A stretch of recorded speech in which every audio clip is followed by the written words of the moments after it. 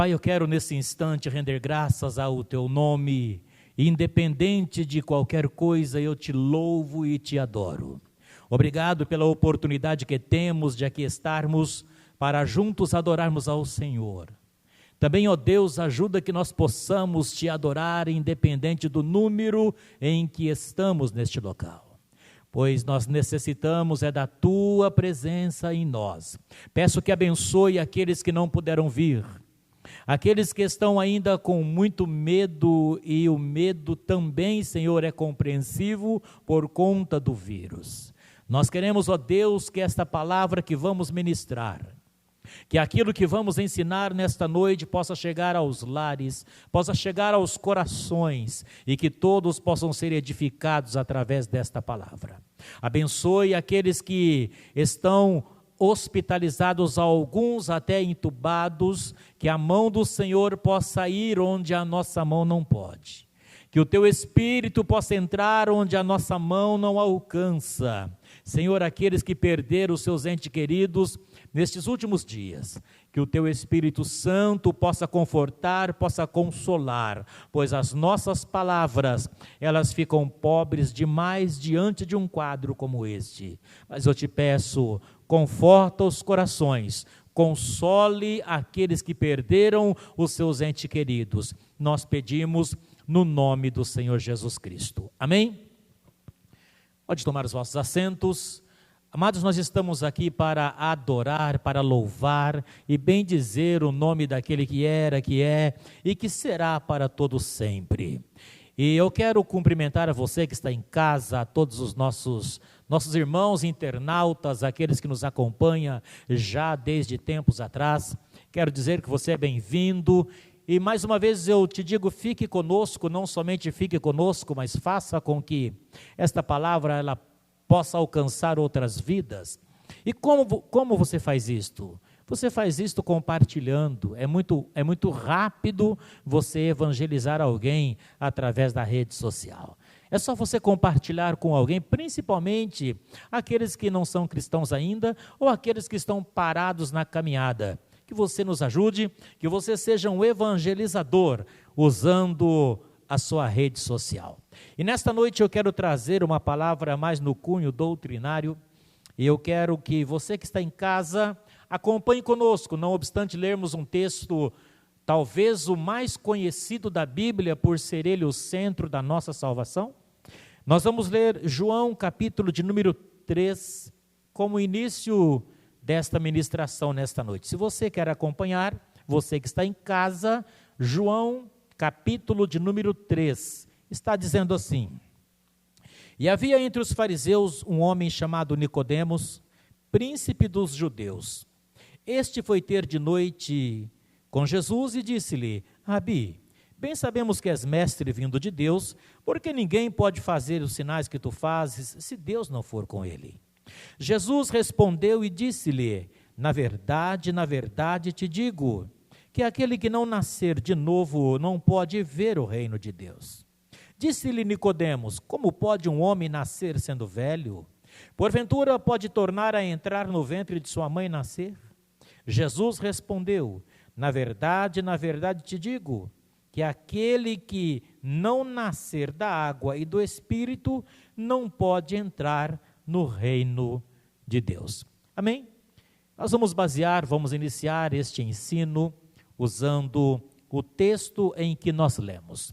E é óbvio que tanto os presentes quanto aqueles que estão em casa já conhecem esse texto, pois ele, como eu disse, ele é a base da nossa salvação. Quando você lê João capítulo 3, você vai encontrar aqui uma base para a nossa salvação, a base da redenção está aqui. Mas eu quero, nesta noite, chamar a sua atenção, não que você não saiba.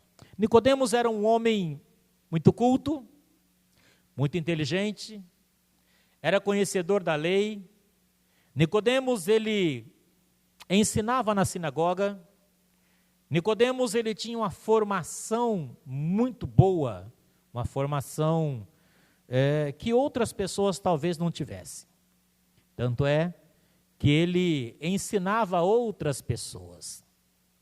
E é bem questionado a maneira em que ele foi ter com Jesus. O porquê dele ter procurado Jesus à noite é muito questionado. Mas não importa a hora e o momento que nós procuramos Jesus, o importante é que nós o procuramos. E como isto não muda nada dentro do que nós vamos falar, então nós não vamos ater dentro desse momento em que ele procurou. Mas o certo é que dentro da sua cultura, ou dentro da sua inteligência, ele forma um diálogo e vai falar com Jesus. E ele não esperava a resposta que ele ia ter mediante a fala dele com o mestre. E quando ele indaga, quando ele, de alguma forma, ele tenta fechar Jesus, Jesus olha para ele sem dar muita atenção àquilo em que ele queria ouvir, mas ele responde: olha, necessário vos é nascer de novo. O que ele diz com isto? Ele está dizendo: não importa a tua sabedoria, não importa o teu intelecto, não importa as suas formações acadêmicas, não importa os seus anéis no dedo, não importa quantos diplomas você tem, necessário vos é nascer de novo. Ele, dentro de sua sabedoria, ele não compreende esta palavra, ele não entende esta fala e diz assim: como pode um homem velho nascer de novo? Porventura ele pode tornar a entrar no ventre de sua mãe e nascer? O que Jesus estava falando para Nicodemos era nada mais, nada menos que: aproveite a oportunidade que está na sua frente neste momento. O que Jesus estava falando para aquele homem sábio é: você precisa mudar os seus modos viventes. O que Jesus estava dizendo é: você não pode continuar da maneira em que você está, se você quiser entrar no reino de Deus. Por quê? Porque o reino de Deus, ele não é comprado com conhecimento, com sabedoria, com capacidade, com experiência, com anel de formatura. O reino de Deus se conquista quando nós estamos dispostos a renunciar a nós mesmos e viver a vida que Cristo nos propõe. E ele estava dizendo nada mais, nada menos para Nicodemos que a religiosidade que ele estava expressando não era suficiente para colocá-lo dentro do reino de Deus. E isto me faz lembrar um texto também conhecido, porém, no Antigo Testamento, quando Deus ele fala com Moisés. Moisés é uma figura, é um ícone do Antigo Testamento, em que todos conhecem. E então Deus ele prepara Moisés para tirar o povo que ficou escravo no Egito por mais de 400 anos. E no momento em que Deus está trabalhando isto, Deus ele parece que destrói uma nação para tirar Israel de lá de dentro. E mediante as 10 pragas em que Deus ele libera para estar ali tratando o coração de Faraó, ele praticamente destrói uma nação chamada Egito. Então a nação fica sem tudo destruída e fica sem a mão de obra, que era a mão de obra dos hebreus que ali estavam.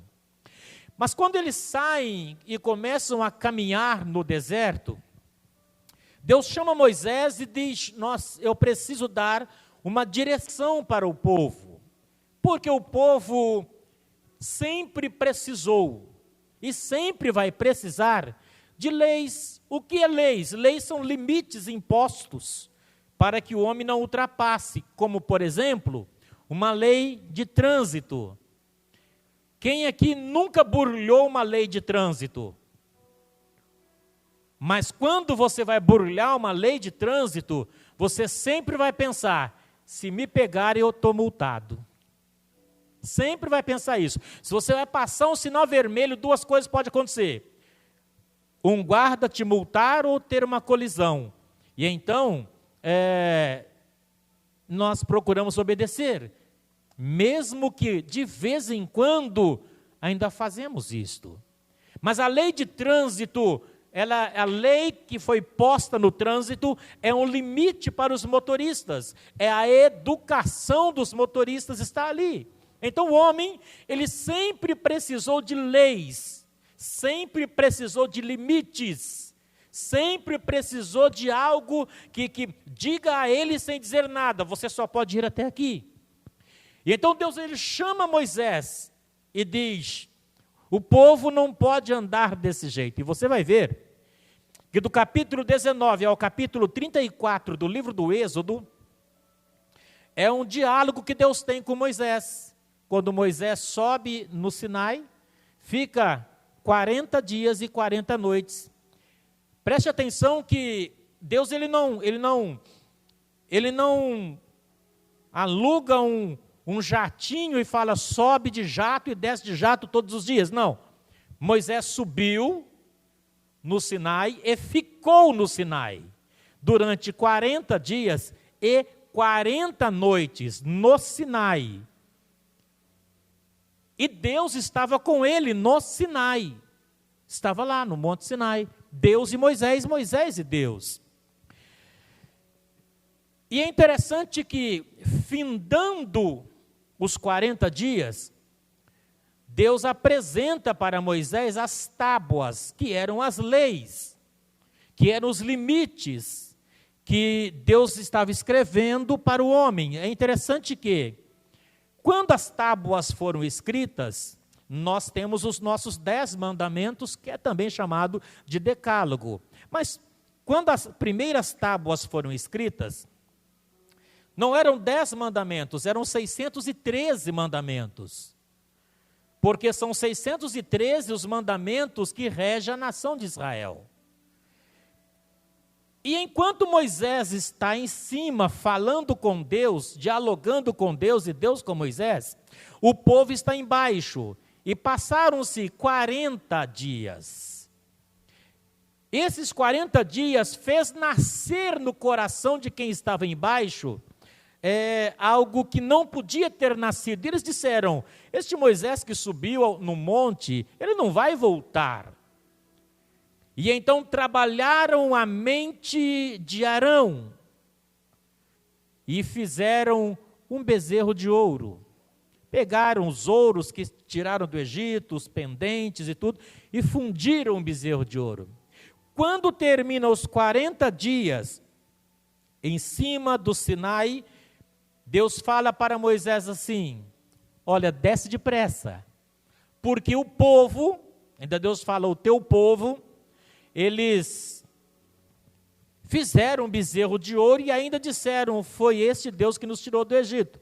De maneira que Deus parece ouvir Moisés descendo do Monte Sinai e chegando no meio de todo aquele alvoroço, olhando para o povo e vendo o povo adorando aquele bezerro, prestando culto àquele bezerro e liberando palavras de que aquele era o Deus que ia diante deles e era aquele Deus que tinha tirado eles do Egito.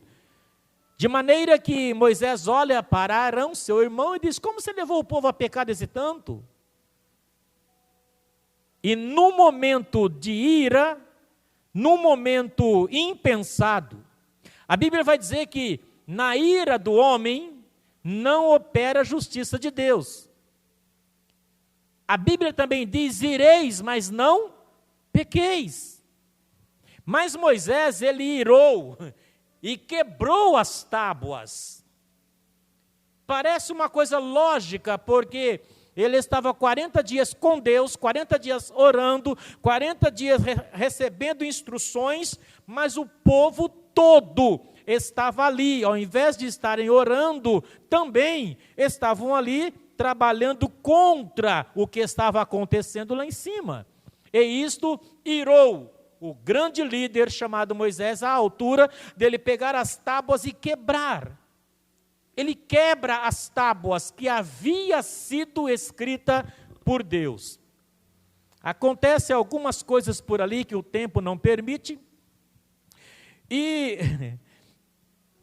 passa um pouco, acredito que a ira de Moisés já estava um pouco amena, já tinha sido aplacada a ira de Moisés, e então Deus volta a falar com ele outra vez. Sabe aqueles momentos assim que você perde a cabeça, fala um tantão de coisa, que se tivesse com a cabeça no lugar não falaria. Aí passa um pouco, a pessoa vem e fala, vamos conversar agora? Foi isso que Deus fez. Deus olha para Moisés, o grande líder, o libertador do povo, e vê que Moisés, ele desanima, vê que Moisés, ele entristece, e Moisés, ele já não tem mais ânimo para continuar. E Moisés desiste do povo. E parece ouvir Deus falando assim, ué, mas não foi você que quando eu falei que ia fazer isso e isso, você disse assim, mas o Senhor vai matar esse povo no deserto? Se o Senhor matar esse povo no deserto, o que vão falar do Senhor? Que o Senhor tirou ele do Egito para matar no deserto. Agora, Moisés, você está desanimado com o mesmo povo? Moisés estava em uma condição de desânimo, em uma condição de voltar atrás, em uma condição de desistir. Só que Moisés desistindo, ele não estava simplesmente virando as costas, ele estava desistindo do povo, desistindo do chamado, desistindo do ministério, desistindo da liderança, ele estava desistindo de tudo porque ele tinha sido chamado para liderar o povo. E até então, ele era o líder. Quantas vezes nós esquecemos da posição em que Deus nos colocou? Quantas vezes nós não olhamos para a posição em que Deus nos colocou? E mediante as circunstâncias em que vivemos, nós viramos as costas e falamos, vou desistir. Vou abandonar tudo. Isso não é para mim. Se não fosse para você, Deus não tinha te capacitado. Se não fosse para você, Deus não tinha te chamado.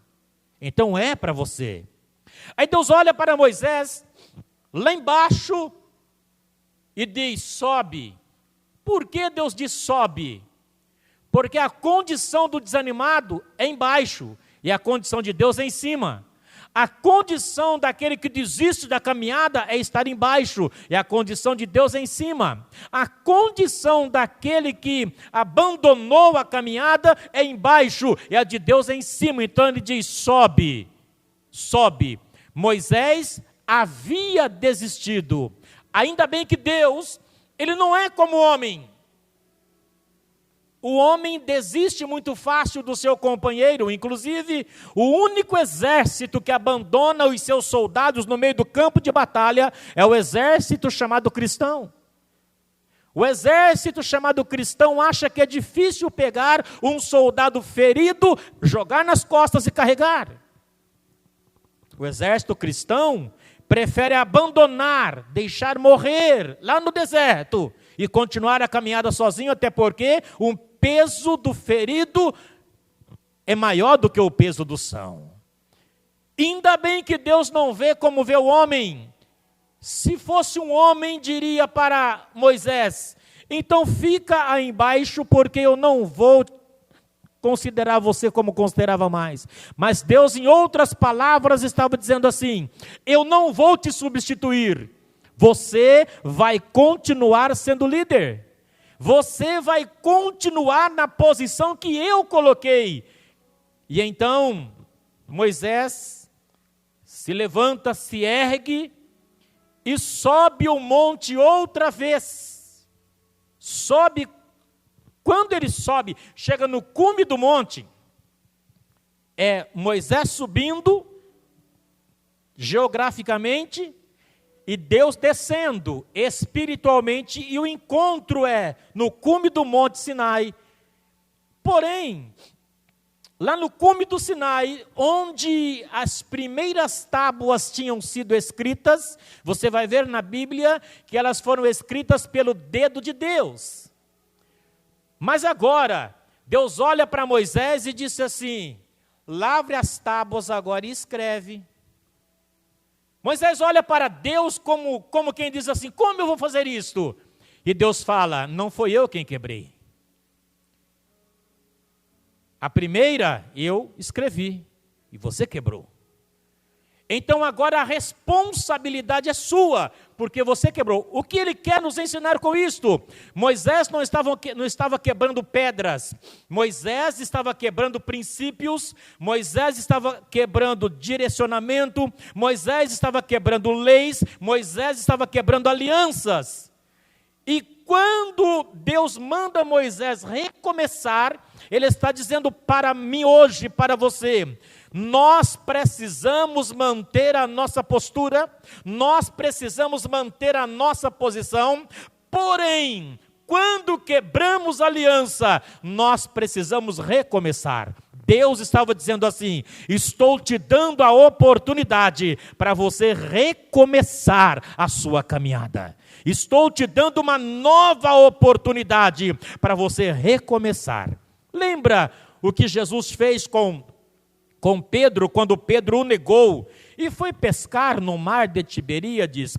Jesus aparece a Pedro na madrugada, e Pedro, pensando que Jesus ia desistir dele, Pedro pensando que Jesus ia dar um corretivo, Jesus olha para ele e diz: Pedro, você me ama por 3 vezes? Então, apacenta os meus cordeiros, eu estou te dando outra oportunidade de recomeçar. Nesta noite, Deus também nos dá a oportunidade para nós recomeçarmos. Talvez você está em casa, está ouvindo ou ouvirá esta ministração. Eu não sei como você se encontra, eu não sei a sua situação, eu não sei se você desanimou por um motivo ou por outro, até mesmo por conta da pandemia. Quantos vão desanimar por conta da pandemia? Mas lembre-se que quando Jesus te chamou, Ele diz assim: não foste vós quem escolhestes a mim, mas eu escolhi a vós. Ele não errou na escolha. Ele não errou na escolha. Nós desanimamos por conta das circunstâncias, mas Ele não erra na escolha. Então, que esta palavra possa te alcançar. Ele continua te amando. Tão somente suba novamente e tenha um encontro com Ele. Moisés quebrou princípios, quebrou leis, quebrou aliança. E Deus disse: recomece. Você precisa recomeçar. E nós precisamos entender isto. Nós precisamos entender que quando nós erramos, nós não podemos empurrar com a barriga e achar que tudo está certo e que ninguém ficou sabendo e que é desse jeito mesmo. Nós precisamos de um recomeço. Não existe uma emenda na vida espiritual, existe emenda nas leis que regem o país, mas nas leis espirituais não tem emenda. Se eu errei, eu preciso recomeçar. Se eu quebrei a aliança, eu preciso recomeçar e fazer a minha aliança com Ele novamente. E Deus estava dizendo a Moisés: Moisés, tu vai continuar sendo líder, mas recomece, escreva as tábuas outra vez, agora você. Graças a Deus que agora não eram 613, então Deus disse: escreve as 10 leis, que são as 10 leis que você vai encontrar no Êxodo 20. E então, meus amados, Moisés, ele está no monte. Alguns estudiosos chegam a dizer que ele ficou no monte 40 dias e 40 noites até o seu rosto ficar resplandecente, para alcançar o nível angelical. Se isto é verídico ou não, são os teólogos que falam, e eu só estou replicando, só estou repetindo. Mas o que é lindo, o que é maravilhoso, é saber que Deus, Ele deu uma outra oportunidade para Moisés e quer nos dar outra oportunidade. Deus é o Deus das oportunidades. Outra coisa interessante, que quando está terminando o seu tempo, Deus, Ele lembra do irmão de Moisés, Ele lembra daquele cidadão que fez o bezerro de ouro. E então Moisés apresenta, ou diz que era irmão, que era Arão. E nós olhamos e falamos: Deus vai fulminar o idólatra, Deus vai acabar com quem fez o bezerro de ouro, Deus vai exterminar o homem que fez a nação pecar, porque ele trabalhou e fez a idolatria. Deus olha para Moisés e diz: a partir de hoje Arão vai ser honrado. Mas Arão, preste atenção, não foi honrado porque fez o bezerro de ouro. Arão foi honrado porque era irmão de Moisés. Mas o que eu quero dizer com isto? Quando nós desanimamos na caminhada, quando nós voltamos atrás na caminhada, não volta somente nós. Vai voltar uma turma conosco. Vai voltar uma turma conosco. Preste atenção nisto. Se você é casado, você vai ter problema com seus filhos. Se você for pego no meio do caminho e desanimar, não é você quem desanima se você é um cristão casado. É você, a sua esposa, os seus filhos, os seus genros, as suas noras, todos entristecerão com a sua tristeza.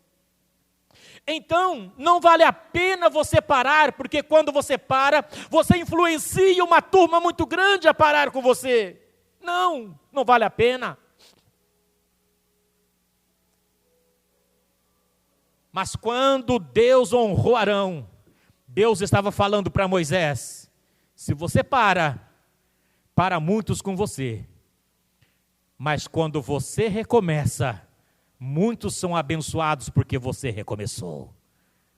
Deus faz Moisés recomeçar e faz com que Arão seja o sacerdote, seja aquele que vai pegar o povo e levar até Deus. Nós olharíamos e diríamos: Arão não, como o povo disse, e Deus precisou fazer uma vara seca florescer para que o povo aceitasse Arão como sacerdote.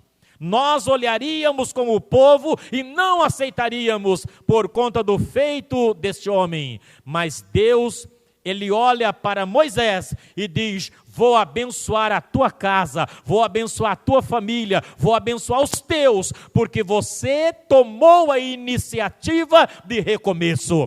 Toda vez que você para, alguém para com você. Mas toda vez que você recomeça, alguém recomeça com você. Então te convido nesta noite a subir o monte. Deus não se esqueceu de você. Foi somente você que afastou-se dele. Mas nesta noite, sobe no monte e tenha um novo encontro com Deus. Recomece a tua caminhada. Não existe nada perdido. Jesus não voltou e você ainda está vivo. Deus ainda está te dando vida para que você aproveite a oportunidade de reencontrá-lo. O que eu tenho que fazer? Aquele que não nascer de novo, isto é, aquele que não recomeçar, não pode sequer ver o reino de Deus. Nesta noite, eu quero que você tenha este reencontro. Abra o teu coração e deixe que Cristo te encontre no meio da tua vida. Um abraço a todos, que Deus abençoe. Vamos ficar de pé, vamos orar e agradecer ao Senhor, porque a nossa hora já foi. Senhor, nós estamos regressando para os nossos lares e eu peço que nos leve em paz e em segurança, que a mão do Senhor esteja sobre as nossas vidas, guardando-nos no trajeto de volta. Dê-nos uma noite recuperadora, uma noite abençoada no nome do Senhor. Pai, eu peço mais uma vez que abençoe aos teus filhos, abençoe aqueles que infelizmente foram infectados com este vírus que tem levado tanta gente. Conforta os corações enlutados e estenda as tuas mãos sobre aqueles que estão hospitalizados. Nós cremos em ti, acreditamos no teu milagre e pedimos que as mãos do Senhor permaneçam estendidas. Nós oramos no nome do Senhor Jesus Cristo. Estenda suas mãos, que o amor de Deus, a graça de nosso Senhor Jesus Cristo e as doces consolações do Espírito Santo seja com a igreja hoje e sempre. Todos digam: Deus que vos abençoe, no nome do Senhor Jesus.